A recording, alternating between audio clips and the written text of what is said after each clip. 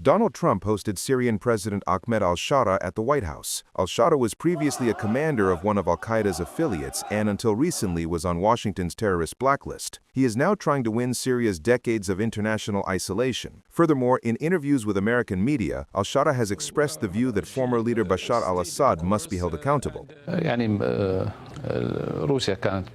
mean, Russia has participated in one way or another in the war against the people of Syria. So part of the negotiations that took place with Syria is that those who are wanted should be surrendered to Syria, including Bashar al-Assad. The Russians have a different opinion. However, justice must prevail. We have established a justice commission or transitional justice commission so that everyone can be held accountable for what they did, including Bashar al-Assad. Interestingly, after al-Shara's group came to power, mass killings of Druze and Alawites took place in eastern Syria, some of which were broadcast live.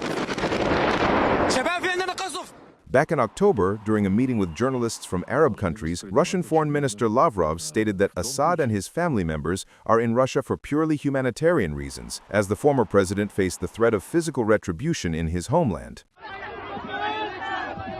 Incidentally, this is the first time a Syrian president has visited the White House since the founding of that state. According to al-Shara, after the fall of the former regime, Syria has entered a new era, and this will serve as the basis for a new strategy, especially in relations with the United States. After the meeting, Trump also announced that there will be some announcements regarding Syria in the near future, adding that he had a good interaction with the country's president and that they will be able to work together. Well, I've had an agreement with him. He's a very strong leader. He comes from a very tough place, and he's a tough guy.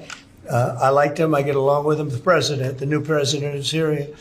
And we'll do everything we can to make Syria successful, because that's part of the Middle East. We have peace now in the Middle East, first time that anyone can remember that ever happening. On the same day, Turkish Foreign Minister Hakan Fidan was also at the White House, meeting with Secretary of State Marco Rubio. Fidan later announced that he held separate negotiations in Washington with several American officials and his Syrian counterpart, discussing the ongoing developments in Syria and Gaza. David Janjoyan, ReOpen Media.